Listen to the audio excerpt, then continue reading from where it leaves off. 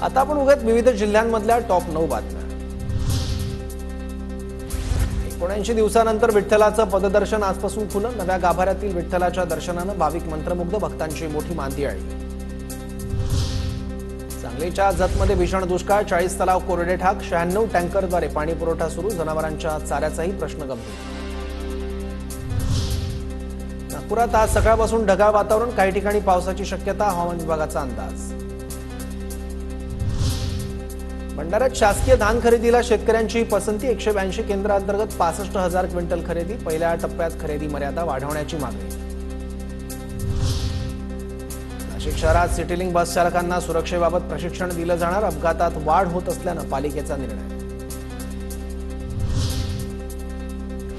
साताऱ्याच्या कोरेगावमध्ये डेंग्यूचा प्रादुर्भाव वाढला, डासांचा प्रादुर्भाव कमी करण्यासाठी राजाभाऊ बर्गे आणि राहुल बर्गेंकडून फॉगिंग मशीन औषध फवारणी।